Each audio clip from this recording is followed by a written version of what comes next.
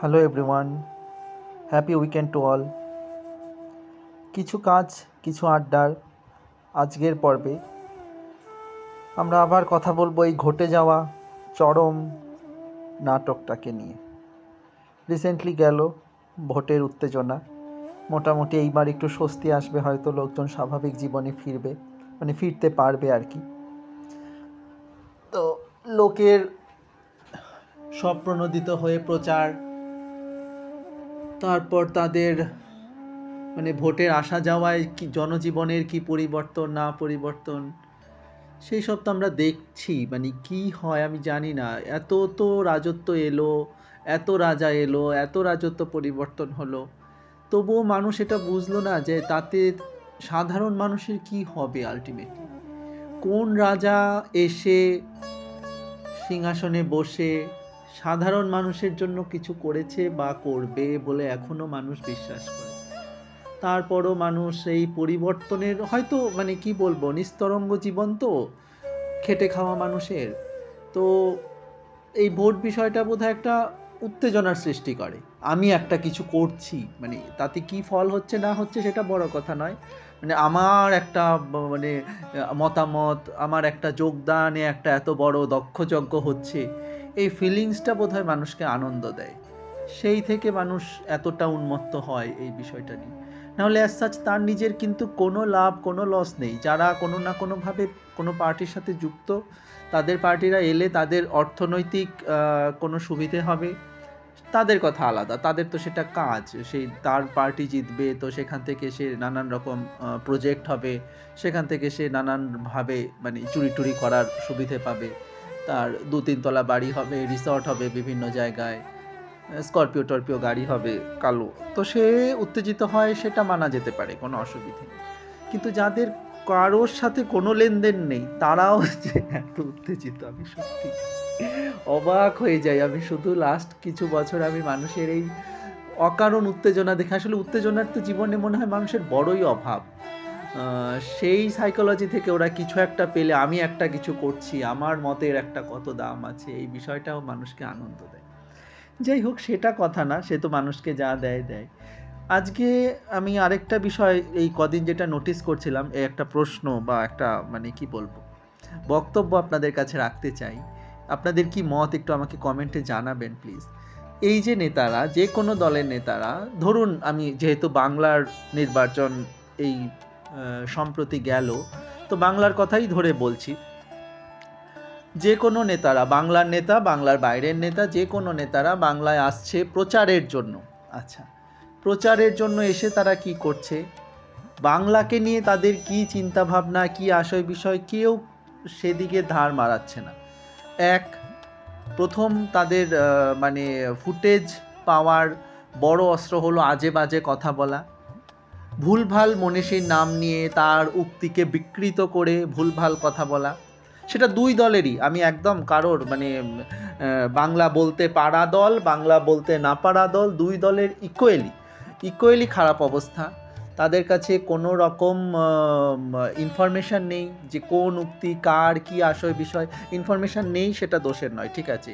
সবার তো বাংলা সাহিত্য, বাংলা ইতিহাস লেখাপড়ার সাবজেক্ট নাই হতে পারে।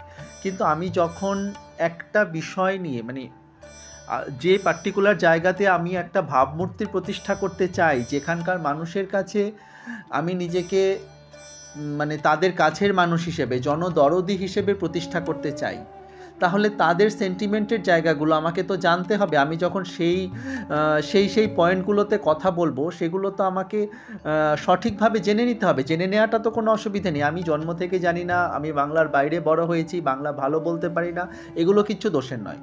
কিন্তু যখন আমি বাংলার মানুষকে বলছি যে আমি তোমাদের আপনজন, তোমাদের একজন হয়ে কথা বলছি, তখন তোমাদের সেন্টিমেন্টের জায়গাগুলো আমি জেনে আসবো, আমি একটু পড়ে আসবো, একটু দেখে আসবো, সেই হিসেবে কথা বলবো। এই মিনিমাম রেসপেক্টটুকু কি জনসাধারণ মানে মানে দাবি করতে পারে না? অ্যাকচুয়ালি কমিউনিকেশান ইজ রেসপেক্ট, ঠিক আছে। আমি যদি একটা বন্ধুকেও অনেক দিন পর দেখা হলে, আমার খুব কাছের বন্ধু যার সাথে স্কুলে পড়তাম, তার তার সাথেও যদি আমি কমিউনিকেট করি এবং অবান্তর কথাবার্তা বলি, যার সাথে তার কোনো লিঙ্কই নেই, কিংবা শুধু নিজের প্রশংসা করি, সেটা কিন্তু একটা কোর সাইকোলজিকে ডিফাইন করে যে আমি মানুষটাকে রেসপেক্ট করি না। আমার সামনের যে মানুষটা আছে তার সম্বন্ধে আমি বিন্দুমাত্র ইন্টারেস্টেড নই, তাকে আমি বিন্দুমাত্র রেসপেক্ট করি না।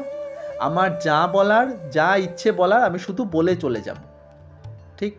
আচ্ছা, এটা যদি বন্ধুত্বের ক্ষেত্রে হয় বা আমাদের সামাজিক কমিউনিকেশনের ক্ষেত্রে হয়, তাহলে সেই সেম যে নীতিটা তো আমার রাজনৈতিক কমিউনিকেশনের ক্ষেত্রেও তো প্রযোজ্য।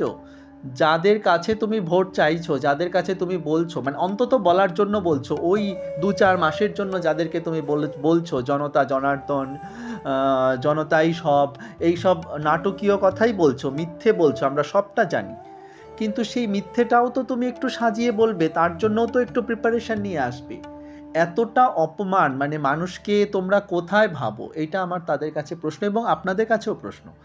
আপনারাও একটু মানে, যদি আমি জানি না আমার রিচ খুব কম, এইসব এত লেংদি কথাবার্তা আর এত জটিল ইকুয়েশন লোকে শুনতে চায় কতটা আমি জানি না, তার মধ্যেও কেউ যদি পুরোটা শোনেন ধৈর্য ধরে, আমাকে একটু জানাবেন যে কতটা অসম্মান মনের মধ্যে থাকলে এত আজে বাজে কথা বলা যায় যে এদেরকে আমি যা ইচ্ছে তা বলতে পারি। এরা তো কিছু বলবেও না, শুনবেও না, এরা শুধু আমার ওই অরার মোহতে, আমি যে একটা বড় কিছু, আমি নেতা, এই নেতার মোহতে ওরা এসে এইখানে বসে থাকবে আর হাততালি দেবে। এইটা কি মাইন্ডসেট? কেন? মানে এইটুকু দেখে আসতে, তুমি জানো না, তুমি লেখাপড়া করনি, ঠিক আছে, তুমি তো কি করে নেতা হয়েছো, কিভাবে নেতা হতে হয় আমরা সবাই জানি, ঠিক আছে? তার জন্য লেখাপড়া যে করতে হয় না সেটা অন্তত কনফার্ম, আর বাকি যাই করতে হোক। কাজেই নেতা তুমি কিভাবে হয়েছো সেটা নিয়ে তো আমার কোনো বক্তব্য নেই। কিন্তু যখন হয়েই গেছো, দেশ যখন মূর্খের এবং মানে মূর্খতম লোকটা যখন নেতাই, তখন কিন্তু তুমি যাদের সামনে নিজেকে রিপ্রেজেন্ট করছো তাদের বলছো যে আমি আপনাদের লোক, আপনাদের নিজেদের লোক, আপনাদের হয়ে কাজ করতে চাই, আপনাদের সেবা করতে চাই। তাদের গর্বের জায়গাগুলো, তাদের সেন্টিমেন্টের জায়গাগুলো তুমি একটু দেখে আসবে না? তোমার কাছে এখন তো গুগল আছে, এআই আছে, তোমার কাছে এরকম লোক নেই যে একটু তোমাকে ডেটাগুলো বলে দিতে পারে যে এই লোকের এই উক্তি? সেটা দরকার পড়ে তুমি মুখস্থ করে আসো, দেখে আসো, দরকার পড়ে কাগজে লিখে বলো। এত বাজে কথা জনসমক্ষে দাঁড়িয়ে তুমি বলছো, তার মানে এই যে জনসমক্ষ আমি কথাটা বলছি, তার মানে যার সামনে দাঁড়িয়ে তুমি বলছো, এই জনকে তুমি বিন্দু মাত্র সম্মানের জায়গায় রাখো না। একেবারে মানে এদেরকে পায়ের তলায় পিষে দেওয়ার মতন তোমার মনের মধ্যে এদের জায়গা, যে এরা আবার কি, এরা কোনো কিছু যা ইচ্ছে তা বলে দিলেই হবে। এটা এই মানসিকতাটা কি প্রকাশ পায় না? এটা আপনাদের কাছে আমার প্রশ্ন। যদি কেউ মানে আমার এতটা অবধি কথাটা শোনেন, অবশ্যই কমেন্টে আমাকে বলবেন আপনাদের কি মত এই বিষয়ে। আমি এটাতে তো মানে ওরা উন্নতি অবনতি অবনতিই করবে, ঠিক আছে, যে কোনো দলই যা করবে সেটা বড় কথা নয়, কিন্তু এই অসম্মানটা আমার কাছে বড় বিরক্তিকর লাগে, ১ নম্বর।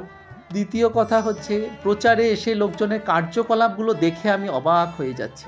যে প্রচারে যাচ্ছে সে কে বলছে বাসন মাজে, কে বলছে সাইকেলের হাওয়া দিচ্ছে, কে বলছে দাড়ি কেটে দিচ্ছে। আরে তুমি তোমার কাজটাতে কি করেছো সেটা বলো। দেখুন, আমার কাজ হচ্ছে, আমি একজন ডিজাইনার, আমার কাজ হচ্ছে অর্ডার নিয়ে আমি hand painted sari, panjabi, T shirt এগুলো বানাই। খুব ভালো কথা। এবার আপনি আমাকে অর্ডার দিয়েছেন, আপনি আমাকে পাঞ্জাবি বানাতে দিয়েছেন, শাড়ি বানাতে দিয়েছেন, হোয়াট এভার। আমি যদি সেই কাজটা ঠিক মতন না করে আপনাকে বলি আপনার বাড়িতে গিয়ে আমি দুটো বাসন মেজে দিয়ে আসি, আপনার সাথে বসে আমি চপ সিঙ্গারা খাই, আপনার পাশের গিয়ে আপনাকে সাথে নিয়ে গিয়ে ফুচকা ঝালমুড়ি খাই, তাতে আপনার কি সুবিধে হবে?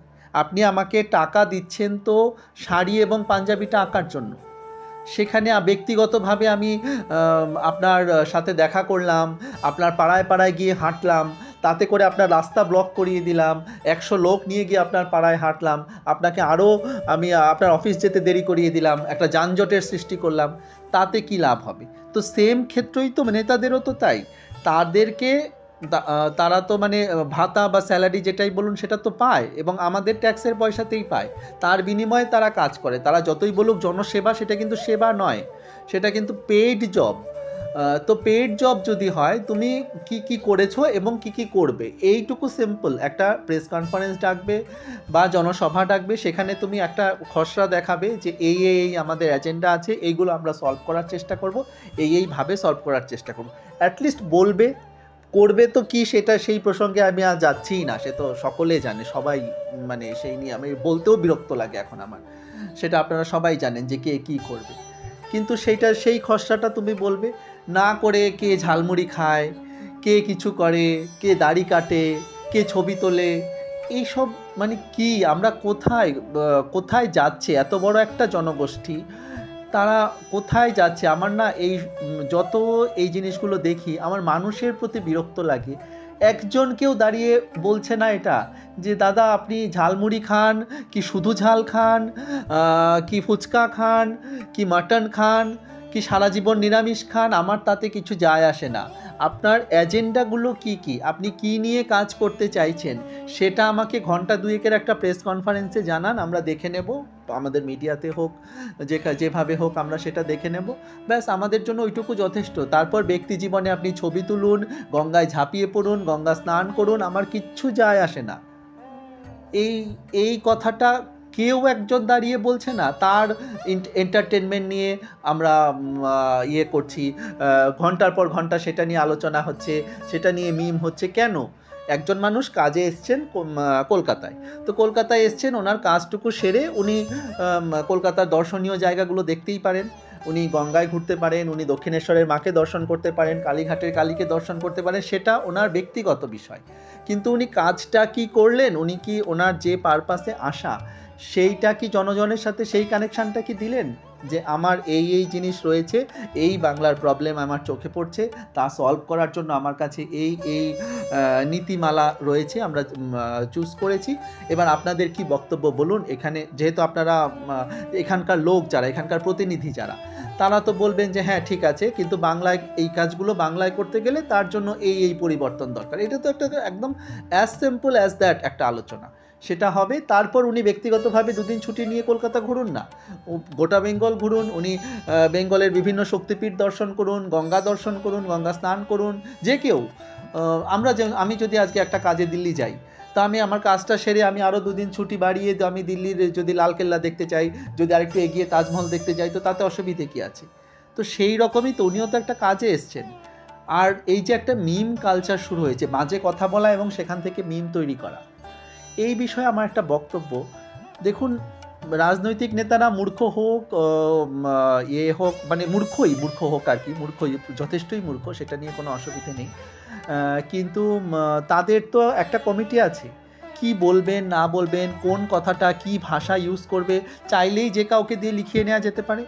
যে কোনো একটা লোক, এত পয়সা ওনারা নষ্ট করছেন প্রচারের জন্য, যে কোনো একটা ওই পার্টিকুলার ভাষার একটা MA পড়া, PhD করা যে কোনো একজনকে এমপ্লয়ি রেখে নিলে সে বক্তব্যগুলো লিখে দিতে পারে, ফ্যাক্টসগুলো চেক করে দিতে পারে যে এটা বলবেন এটা বলবেন না, কিন্তু ওনারা এটা করেন না। এত সোজা বুদ্ধিটা কি ওদের মাথায় নেই? নিশ্চয়ই আছে।